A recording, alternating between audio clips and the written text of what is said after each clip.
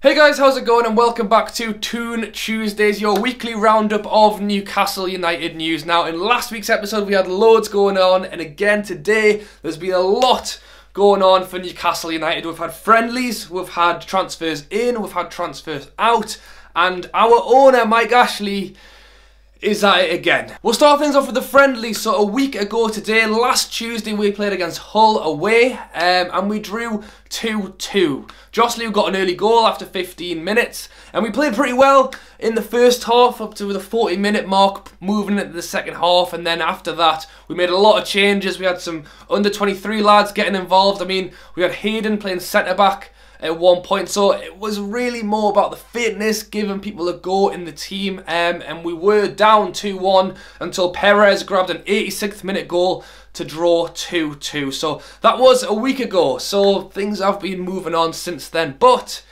getting the fitness up, it's still pre-season. And then on Saturday we had another friendly against Porto. The game ended 0-0, so no goals in that game. Before the game started, Porto actually put on a tribute to Bobby Robson, so great respect from Porto and the Newcastle fans, and it's actually 9 years ago today since he died.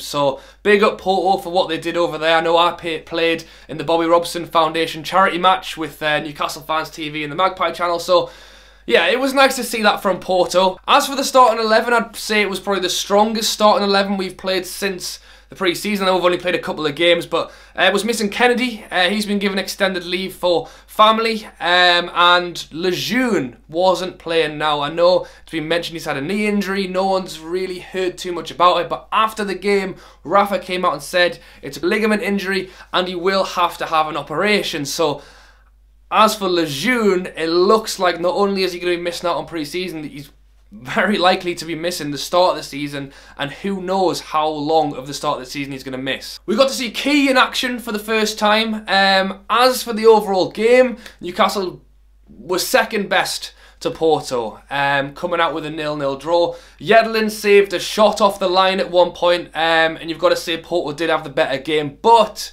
it's out there, it's pre-season, it's getting in the minutes before we kick into this season, which is only a week and a half away now. Our next friendly is tomorrow night against Braga, so the guys are still over in Portugal. We play again tomorrow night, 7:30. So again, it's another pre-season game, another chance to get the minutes in, get the match fitness ready for the Prem starting very soon. And on Saturday, we play our first home game of the season. Obviously, it's a friendly. We play against Augsburg on Saturday at 3 PM. Now, there's still tickets going if you want to go to that game. I think it's £10 for an adult, £5 for a child. I haven't booked my ticket just yet, but there is still plenty left, and I do plan to go to the game. So if you did want to go on Saturday, you can buy them online. You can probably buy them on the day. I'm not 100% sure, but if you jump on Newcastle United website, you can still get the tickets. Now then, transfers. So, I said last week that Mbemba went out to Porto for $6 million, and now, as I've mentioned, Lejeune is injured.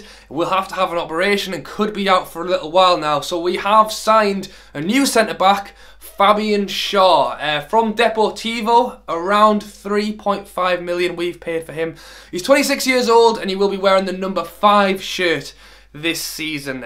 He's a Swiss international, and Deportivo did actually get relegated last season, hence why the release clause was quite low and we brought him in. Our first glance and now is the same. You know, we've sold Mbemba for 6 million, we've brought in Fabian Schär for 3.5 million.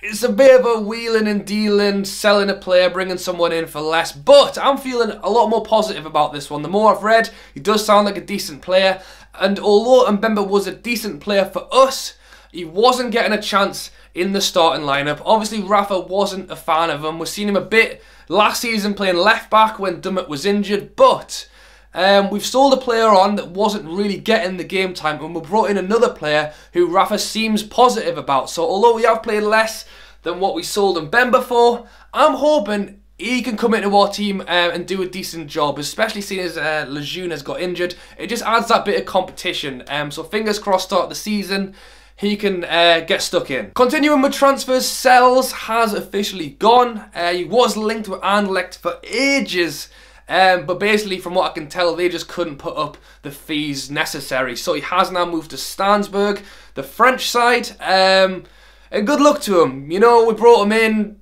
never really impressed. We ended up bringing in Dubravka, who has been fantastic and hopefully will be again next season. So, you know, I don't hold a grudge against Sells. We brought him in, it didn't work. So yeah, good luck in his career, but I'm also happy to move him out because we have a lot of goalkeepers at the minute. You'd imagine at the moment, Dubravka is obviously number 1. Darlow second. We haven't seen Elliott feature. We've seen a bit of Woodman, so it'll be interesting to see what happens with him this season as well. But yeah, good luck to Sells. Moving back to transfers in, and again, I'm sure you guys have seen this. We've brought in Motu, the Japanese striker from Mainz. Now, the fee is expected around 9.5 million for this guy, but it is still subject to a work permit. He hasn't been granted one just yet.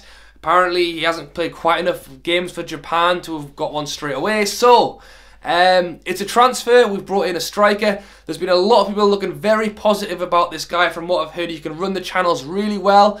Not sure how much of an out-and-out striker he is, because that is what we are seriously desperate for. But from what I've read and what I have seen of him, he does look decent, and it's more bodies into the club. So fingers crossed the work permit can be granted. And that's a second signing in a week. And finally, moving to players out. As of yesterday, we sold Mitro to Fulham for around 22 million. I know when I did my video last week, I was saying it was estimated at around 16 to 18 million. Well, he's gone for 22 and a half, and it could rise to as much as 27 million. With additional add-ons, you know, I don't know, I have no idea what they are, but it could be if he scores this many goals in a season or whatever. And he's got on a 5-year deal to Fulham, so best of luck to Mitro. You know, he just was not in favour with Rafa. I know people are pretty split on Mitro. Some like him, some don't. You know, I liked him, but he wasn't getting the game time. Rafa didn't want to play him, and if you've got a player like that who could potentially go for that amount of money, you do have to let them go. So, you know, we've sold Sells, and Mbemba's gone, Mitro gone for a huge fee. There's definitely money now, and I know we've got in Motu. Again, I said looks like a very decent player, but I don't know how much of an out-and-out striker he will be and how many goals he could potentially get for us. I don't know, I'm guessing at this point. We've not seen him play in a black and white shirt, but there is money there, and I'm hoping that's going to go straight back in to an out-and-out goal-scoring striker. Speaking of strikers, we have been linked with Rondon for a little while now. It's now moving slightly further on. Gale did not feature in the Porto game, and I don't know if that's necessarily coincidence or if this is true, but there is rumoured that we are linked with Rondon, and it's also rumoured that it could be a Gale-Rondon swap, potentially a loan swap back and forth, or a buy. Maybe Gale with, I don't know, a couple of million for Rondon. I don't know what's going to work there, but that is our #1 transfer rumour for a striker. Last week's video was not positive at all. Mike Ashley has been in the news everywhere. No one wants to see that. The Premier League is a week and a half away, but in the last week we have made some headway with transfers on approach to the new season. And I know some people aren't 100% convinced with the transfers we are bringing in, but we have started to make some movement in this transfer window, and fingers crossed we are allowed to spend the Mitro money. That can go straight in to a new striker that Rafa wants. But unfortunately, as I just mentioned, we can't end this video without discussing Mike Ashley. On a positive note, the fans have been going for it. They've been putting banners all over the place. There was banners in Portugal out as well. Big up to everyone who has been going around putting a stand and having a voice against Mike Ashley. And what has come out in the news today is that Mike Ashley supposedly has been approached and is potentially preparing a £50 million loan to House of Fraser.